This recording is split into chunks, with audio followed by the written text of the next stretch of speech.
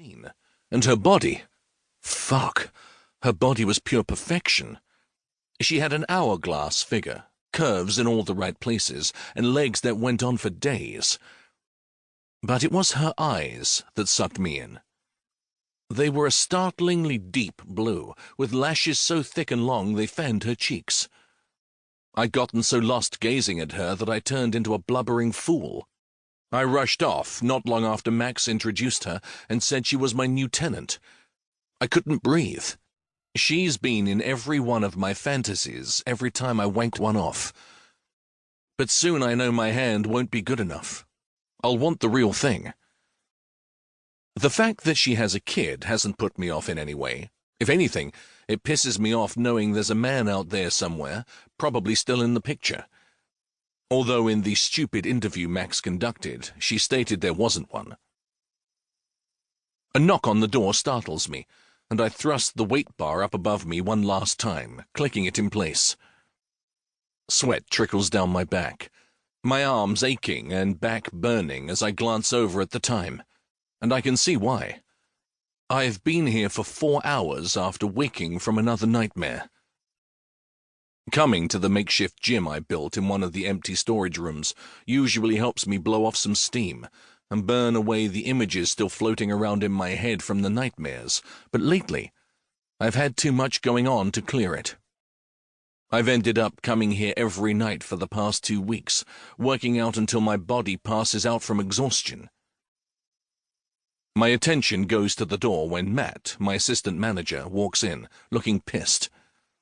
Swiping the bottle of water from the floor, I gulp down the contents before facing him, knowing I'm going to need to be prepared.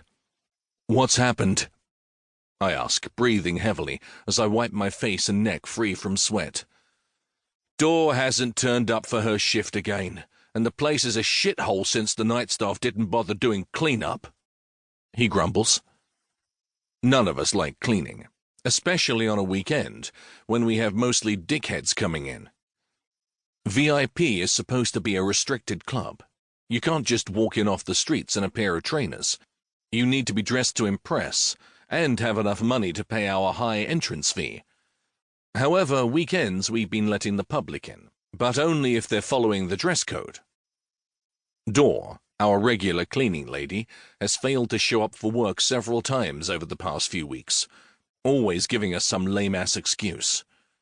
She had her final warning last week, meaning I'm now going to have to go through the hassle of finding someone else. Hopefully I'll be able to talk Max into finding someone. Actually, I'll see if Lake wants the job of hiring a new cleaning lady. After the tenant interviews, and having more complaints than I get from drunken customers, I'm thinking she's the safest bet. "I'll have to do it," I sigh, angry. "First I'm going to leave Daw a message, let her know she's fired." "Rather you than me. That bitch is fucking crazy," he sniggers, telling me something I already know. It's the reason I hired Daw in the first place.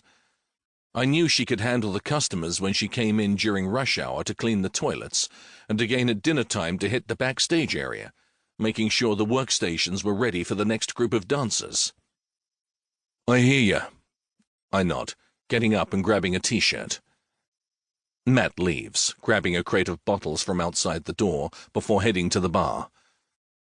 Walking into my office, I find her contact information, wasting no time in dialing. The quicker I do this, the less I risk her coming in and having to do it face-to-face.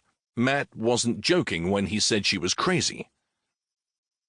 After ringing for the 3rd time, she finally answers, her voice filled with sleep and slightly slurred. "Hello?" "Daw, you're alive. I've been so worried I went and called the police to search for your body. I'm so glad that this isn't one of those missing girl cases, and that you're really just a lazy employee. Oh, and in case you were wondering, you're fired." I bite out sarcastically. "What? Why? I clean—" "No, Daw, you don't. You were meant to be here an hour ago, and what do you know? You're not here," I snap, my voice hard and cold. "But I need the money. I have bills, I have—" "You had your last warning last week, so now you're gone.